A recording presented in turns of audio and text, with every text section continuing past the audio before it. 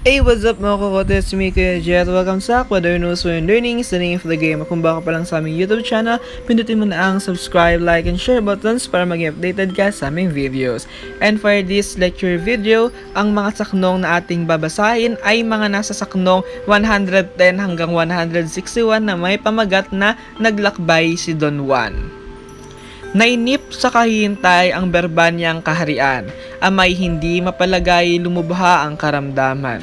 Ibig niyang ipahanap ngunit nag-aalapaap, utusan ang bunsong anak sa takot na mapahamak. Saka hindi niya nais ito'y malayo sa titig, ikalaway nitong saglit libo niyang dusat sakit. Si Don Juan naman pala naghihintay lang sa ama, ang puso ay nagdurusa sa nangyari sa dalawa.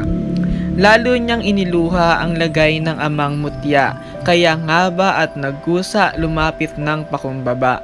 Ama ko'y iyong tulutan, ang bunso mo'y magpaalam, ako ang hahanap naman ng iyo pong kagamutan. Ngayon po'y 3 taon na di pa bumabalik sila, labis ko pong alaala, ako ang hahanap naman, ang sakit mo'y lumubha pa. Bunsong anak kong Don Juan, ang sagot ng haring mahal, kung ikaw pa'y mawawalay ay lalo kong kamatayan. Masaklap sa puso't dibdib iyang gayak mong pag-alis, hininga ko'y mapapatid pag nawala ka sa titig. O ama kong minamahal, muling samo ni Don Juan, sa puso ko na may subyang makita kang nakaratay. Kaya pong pipigilin itong hangad kong magaling, di ko kasalanang gawin ang umalis ng palihim. Sa ganitong napakinggan, hari biglang natigilan, natiyak na matatanan ang prinsipeng si Don Juan. Kaya tinikman sa puso ang hiling ng mutyang bunso, ang amay di makakibo, luha lamang ang tumulo. Si Don Juan lumuhod na sa haring may bagong dusa, bendisyon mo aking ama, babaunin kong sandata. Ang bendisyo'y iginawad na ang luhay nalalaglag, gayon din ang inang liyag, kulungkutay di masukat. Halos ayaw ng bitiwan ang anak na mawawalay, ang palasyo'y namanglaw nang wala na si Don Juan. Di gumamit ng kabayo sa paglalakbay na ito, tumalaga ng totoo sa hirap na matatamo. Matibay ang paniwala, di hamak magpakababa. Pag matapat ka sa nasa, umaamo ang biyaya. Baon ay 5 tinapay, siya kaya ay tatagal. Ngunit para kay Don Juan, gutom ay di kamatayan. Habang kanyang binabagtas ang parang na malalawak, sa puso ay nakalimbag ang birheng inang marilag. Hinihinging patnubayan ang ulilang paglalakbay, hirap naway matagalan sa pag-ibig sa magulang.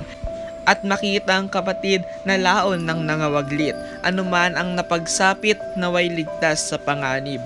Tuwing makaisang buwan ng paglalakad sa parang, saka lang naiisipang kanin ang isang tinapay. Gutom ay di aluman na lakas na may walang bawa. Walang hindi binabata, mahuli lang ang Adarna. 4 na buwan nang ganap ang haba ng nalalakad. Ang nakain na may 4 na tinapay na tumigas. Sinapit ding maginhawa ang landas na pasalungat. Si Don Juan lumuhod na, tumawag sa Birheng Maria.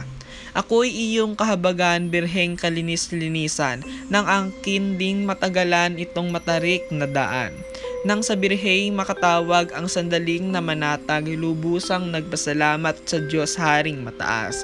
Sa baong 5 tinapay ang natiray 1 na lang, di rin niya gunam-gunam na sa gutom ay mamatay.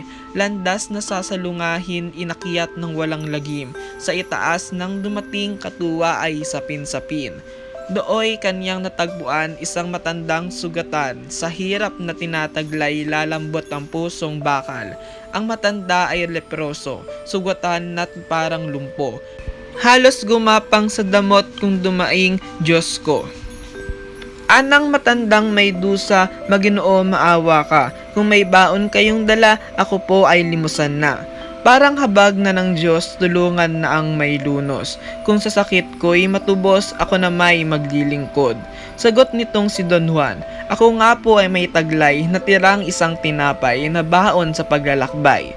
Sa lalagyay, dinukot na yaong tinapay na dala, iniabot ng masaya sa matandang nagdurusa.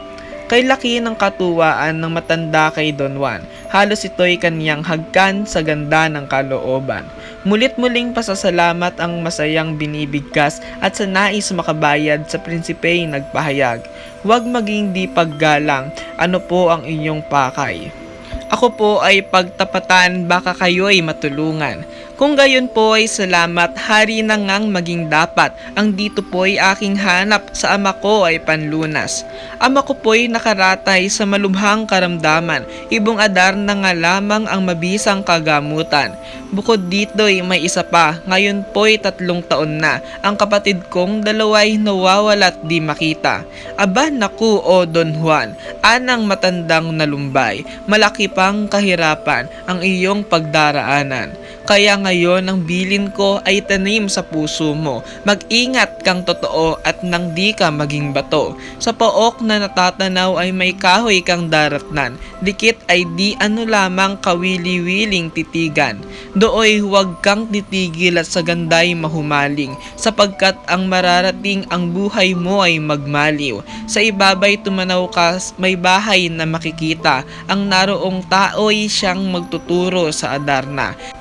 Itong limos mong tinapay dalhin mo na o Don Juan, nang mabaon mo sa daan malayo ang paroroonan. Ang prinsipe di kumibo, ngunit nasaktan ang puso. Ang matanday hinuhulo, baka siya'y binibiro. Pagkakuwan ay nagbadya, Maginoo, bakit po ba't iya'y ibabalik mo pa, gayong naibigay ko na? Ugali ko pagkabata na magmalimos sa kawawa, ang naipagkawang gawa bawiin pa'y di magawa. Pinipilit ding bigay ang limos niyang tinapay, sa pagtanggi ni Don Juan ang matanda ay nilisan. Kung may mga katanungan ka sa mga saknong 110 hanggang 161, ito ay mangyaring comment lamang sa ating comment section at ito'y ating sasagutan sa ating susunod na lecture video.